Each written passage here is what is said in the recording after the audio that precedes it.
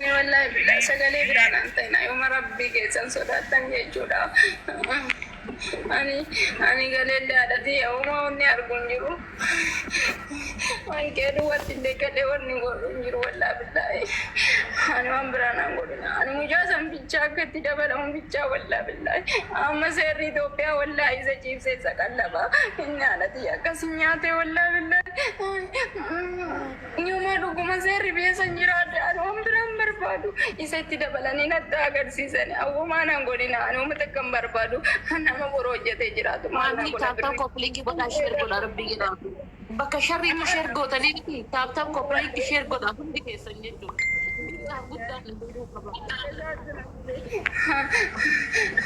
Hati tu akka taatee isa guddifteetu jira wallaaqa an gubadde isa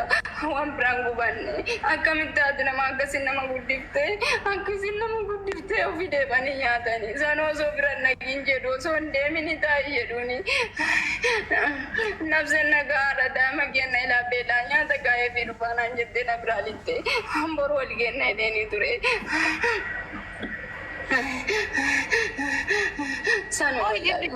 Mata dhaaba jechuun rakkina sammuu qabamoo maali qoyyane garomboleessi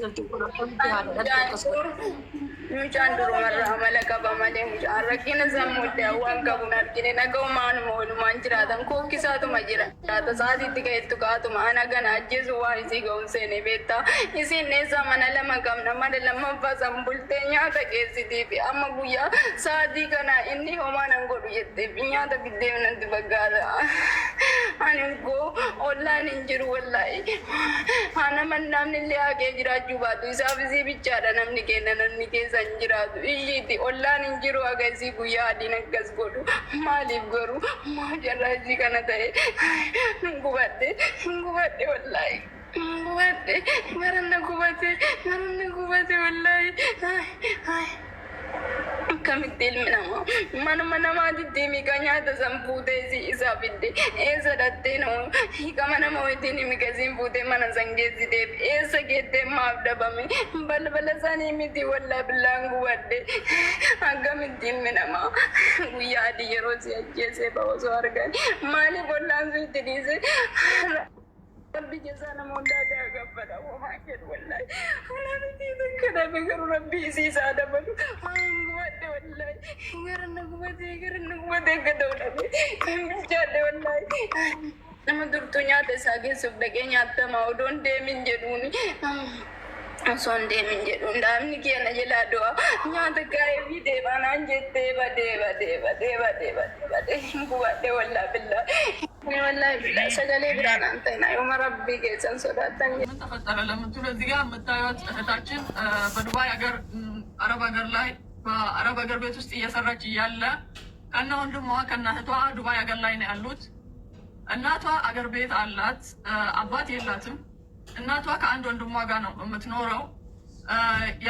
يا هندموا ብዙ ጊዜ እናቷ እንደሚያስቸግራት ቤት ይታወቃል። ብዙ ጊዜ እናቷን ያስቸግራት ነበር። ማታ ማታ እዛ ቤት አታድርም እና ስለምትፈራ የእንትኗ ቤት ሄዳ ነው ሌላ ቤት ሄዳ ነው የምታድረው። አንድ ቀን ልጄ ተርቧል ምግብ አደርስለታለሁ ብላ ለልጇ ምግብ ልታስቀምጥ ቤት ገባች። እናት ቤት ስትገባ ልጅ እናቱን ይዞ አርዶ እጅና እግሯን ቆራርጦ ቤት ውስጥ ደብቆ ቀብሮ ወጣ። የወለደችውን እናት ማለት ነው። ቤት ዘግቶበት ወጣ። ሬሳው ለ4 ቀን ቤት ውስጥ በከተና በ5ኛ ቀን ግማቱን አረስትድ ሲል የአካባቢው ማህበረሰብ ለፖሊስ ጥቆማ ሲያደርግ ቤቱን ከፍቶ ሲያዩት እጅ እግሯ የእናቷ እጅ እግር ተቆራርጦ ቤት ውስጥ ነው ያለው። ልጁ አሁን ላይ በህግ ስር ነው ተይዟል። አሁን እዚህ ጋር እኛ የምንፈልገው አንደኛ የኢትዮጵያ ህገ መንግስት ለዚህ ልጅ አሳማሚ ቅጣት ወይ የሞት ፍርድ እንዲፈረድበት ድምፅ እንድትሆኑ ነው። የሞት ፍርድ ሊፈረድበት ይገባል በዚህ ልጅ ላይ። ምክንያቱም ጤነኛ አይደለም እንዳይባል አርዶ መደበቁን እንዴት ሊያውቅ ይችላል? ጤነኛ ካልሆነ ማለት ነው። ገሎ በእጅ እስከ መቆራረጥ ድረስ የወለደችውን እናት። ሁለተኛ እቺ እህታችን ቪዛ ከተሰራላት አረቢቷ ወይ ደግሞ እሷ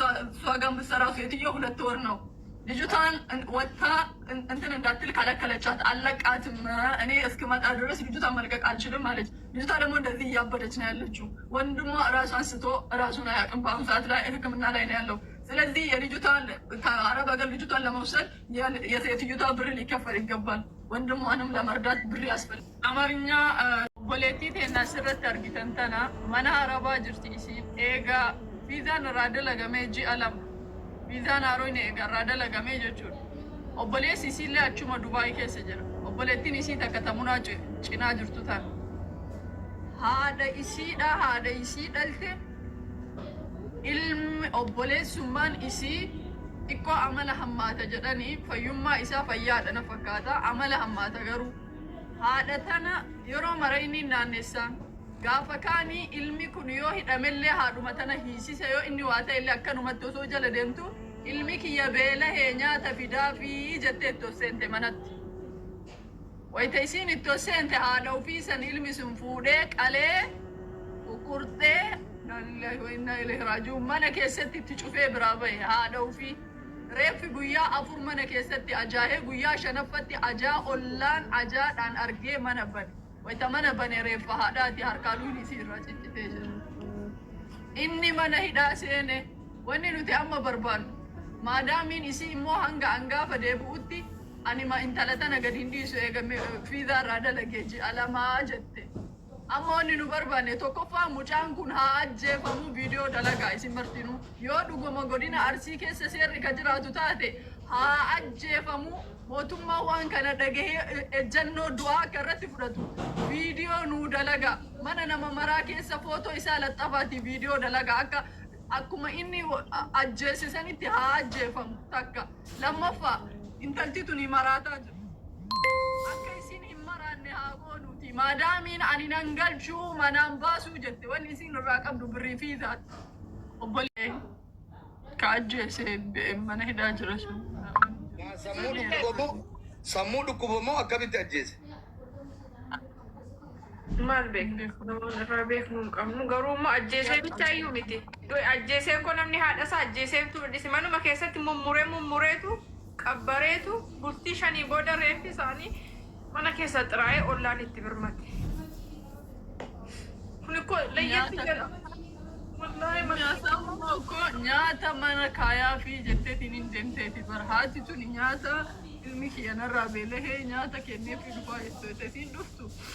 wayita isii manatti argate quqqurtee ajjeesee namni sammuu hin qabne eegareeffa ajjeese booda akkamitti awwaaluu akkamitti quqqurteetiin mana itti cufee biraa deema yoo sammuu hin qabaatiin akkamitti kana yaadachuu danda'a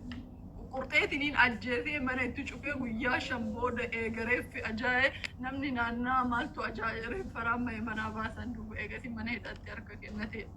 tokkoffaa mootummaan Itoophiyaa waan kana murtii ilaalessaa ta'e akka nama hundaa fakkeenya ta'utti mucaan kun gadi bahee rashanamudha qaba itti aanee immoo ilmaan tana sadanuu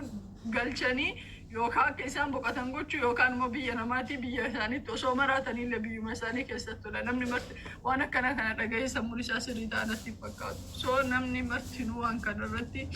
gahee keessan osoo baatanii immoo jibochaa immoo hin ergina. Atamma kenna eessa jirtaati mana jaasaa jirta moo mana hojii jirta kenna biyya kamiin jirta ani chaarjaa jira mumbee keessaan si dubbisaa kiyya jechuun inni xiqqoo harka seeraa jira asirratti dubbachuuf naan tolu yoo sii tole immoo naa dawwalii waan jiru si hubachiisuu hin danda'a. ani beekamoo sin barbaadu jaba keera obboleessi sibiila barbaadeera ani garuu sagalee naata wallaa billa akka ardiya dugde kana akka argaa sa'aan biyya sadi galeessa argine bakka haala biyya walii akka dabala yoo seerri arsii nageenya keessa jiraate ammaka wallaa billahi ammaka wallahi anumaan barbaadu manaan godina manna fayyadaanii hojjetan anuma takkanaa godii maaltu maal ta'e mubeekiyya maaltu maal ta'e alimaa kana miutiin godha alimaa kana biyya isinii dubaayin jirti dubaayin kun akkuma targaantu kushinaa arabaa keessa dhaabataa jirti obboleessisii haadha ajjeesee obboleessummaan jechuudha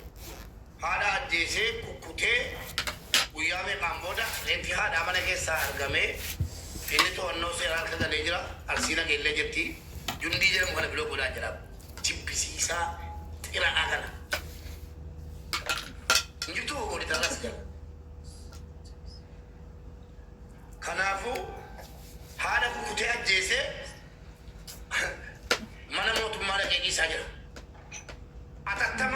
tumbulin akka ajjeefam akka sabaatti qofa tuntee akka gandaatti qofa tuntee akka namummaatti Itoophiyaa guutuu nurratti ka'ee namni kun akka fannifamuu tuntaane kukkutamee akka ajjeefamu. Isin barbaadaa jirtu namni haadha koo ajjeese kun haati koo akka kophaan qabbaramne innis hojinnaaf qabbaramu jetti. Nummoo atuma nama daamii keessa jirta. Madaamiin ergaa iqaamarraa hojjette guyyaa ji'a lama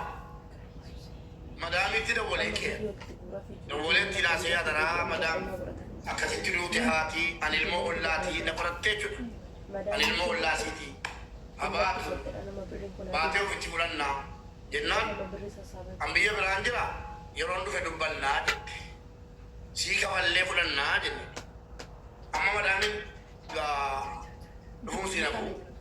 waan dandeenyu sappoorti gooneeni keessumaa yookiin namumti jabaan tokko cufuu siin danda'a anu rabbeen saafa lafise barii qaama madaamin amma isin jettu waa'ee qaamaas waa'ee maalidii isaati akka namni kun